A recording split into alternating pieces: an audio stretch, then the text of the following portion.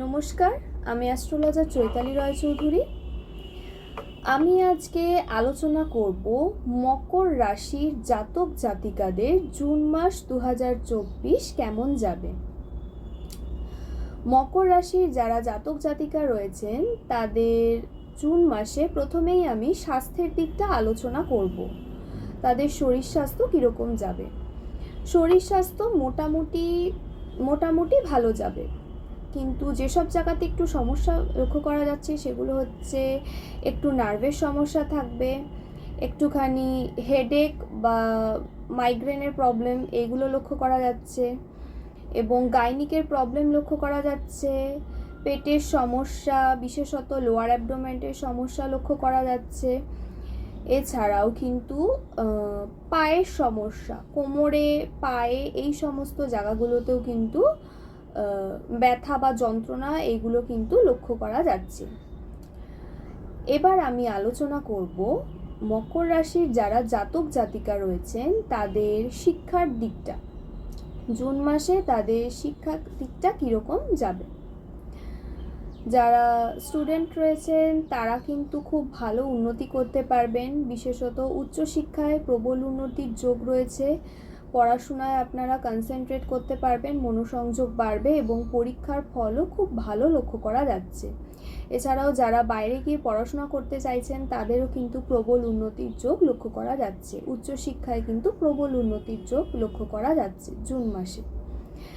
এবং যারা কোনো প্রফেশনাল কোর্স নিয়ে পড়াশোনা করছেন তাদের ক্ষেত্রেও কিন্তু ভালোই প্রবল উন্নতির যোগই লক্ষ্য করা যাচ্ছে জুন মাসে। যারা কিছু শিখছেন প্রফেশনাল কোর্স তারা কিন্তু সেটা নিয়ে খুব ভালোভাবে তারা সেটা নিয়ে পড়াশোনাও করবেন, খুব ভালো মনোযোগ দিয়ে সেটা শিখবেন, এবং এতে যদি কিছু পরীক্ষা দিয়ে থাকেন বা দিচ্ছেন তাহলে সেটাও কিন্তু পরীক্ষার ফলাফলও কিন্তু খুব ভালো লক্ষ্য করা যাচ্ছে জুন মাসে। এবার আমি আলোচনা করব মকর রাশির যারা জাতক জাতিকা রয়েছেন তাদের চাকরির দিকটা, কর্মের দিকটা। মকর রাশির জাতক জাতিকাদের কর্মের দিকে একটু সমস্যা লক্ষ্য করা যাচ্ছে। প্রথম কথা হচ্ছে যে যারা কর্ম খুঁজছিলেন এতদিন ধরে তারা তাদের কিন্তু কর্মপ্রাপ্তির প্রবল সম্ভাবনা রয়েছে জুন মাসে।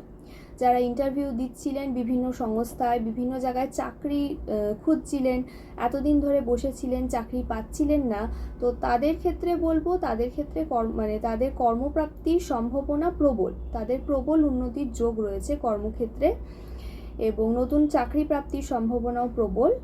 এবং যারা কোনো কাজ করছেন, কোনো কোম্পানির সঙ্গে অ্যাটাচ রয়েছেন এবং তাদের ক্ষেত্রে একটুখানি সমস্যা লক্ষ্য করা যাচ্ছে, সেটা হচ্ছে তারা তাদের কর্মক্ষেত্রে একটুখানি কিন্তু মানসিক অস্থিরতা থাকবে, একটু গোলযোগ বা একটু ঝগড়া ঝামেলা অশান্তি এগুলো হতে পারে, বা অন্য কারুর কাজের ভারটা বা অন্য কারুর ভুলটা আপনাদের ওপর চেপে বসতে পারে, অন্য কারুর ভুলের দায়টা আপনাদেরকে নিতে হতে পারে।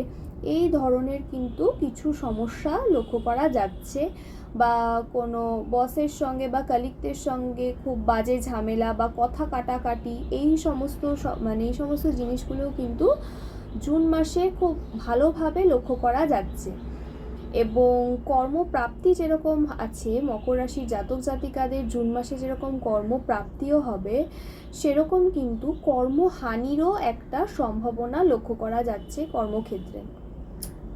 আপনাদের সঙ্গে যদি কোনো ঝগড়া ঝামেলা হয় তাহলে আপনারা কিন্তু চট করে কোনো সিদ্ধান্ত নেবেন না, বা হঠকারিতার কোনো সিদ্ধান্ত নেবেন না। যদি হঠকারিতার কোনো সিদ্ধান্ত নেয় তাহলে সেক্ষেত্রে সেটা আপনাদের জন্য উপযুক্ত নয়, বা আপনাদের জন্য ঠিক হবে না সেই সিদ্ধান্ত। আপনারা যদি কোনো ঝামেলা হলো বা কারুর ভুলের দায়টা আপনাদের ওপর চেপে গেল, তো আপনারা ভাবলেন যে এই কোম্পানিতে আর কাজ করব না, অন্য কোম্পানিতে দেখব, বা আমি ঠিক পেয়ে যাব, এই টাইপের মেন্টালিটি কিন্তু নিয়ে চললে হবে না। কারণ এই টাইপের মেন্টালিটি নিয়ে চললে কিন্তু আপনাদেরকে সমস্যার সম্মুখীন হতে হবে। তাই যদি কর্মক্ষেত্রে কোনো গোলযোগ বা ঝগড়া অশান্তির সৃষ্টি হয় সেটাকে ঠান্ডা মাথায় সামলাবার চেষ্টা করবেন, এবং সেক্ষেত্রে বলবো যে চট করে কাজের জায়গাতে কিছু সমস্যা হলে সেটাকে ঠান্ডা মাথায় হ্যান্ডেল করার চেষ্টা করবে, না হলে মাথা গরমের যদি কোনো সিদ্ধান্ত নিয়ে নেন বা হঠকারিতার সিদ্ধান্ত নিয়ে নেন, তো সেক্ষেত্রে বলবো সেটা আপনাদের জন্য সমস্যার সৃষ্টি করবে। এবার আমি এমনিতে আর্থিক উন্নতির মোটামুটি হবে, আর্থিক উন্নতি প্রবল না হলেও আর্থিক উন্নতি মোটামুটি থাকবে, আর্থিক দিক ভালোই উন্নতি থাকবে। এবার আমি আলোচনা করব যারা মকর রাশির জাতক জাতিকা রয়েছেন তাদের ব্যবসার দিকটা, তাদের ব্যবসা জুন মাসে কীরকম যাবে। যারা ব্যবসা করছেন তাদের ক্ষেত্রে কিন্তু উন্নতি খুব ভালো, মানে তাদের মোটামুটি উন্নতি যাবে। এবং যারা সেলফ বিজনেস করছেন বিশেষত তাদের ক্ষেত্রে উন্নতি কিন্তু ভালোই লক্ষ্য করা যাচ্ছে। এবং যারা পার্টনারশিপে বিজনেস করছেন তাদেরও উন্নতি মোটামুটি লক্ষ্য করা যাচ্ছে। তো আর্থিক দিক কিন্তু মোটামুটি উন্নতি জুন মাসে লক্ষ্য করা যাচ্ছে, বিশেষত ব্যবসায়ী যারা রয়েছেন ব্যবসায়ীদের ক্ষেত্রে।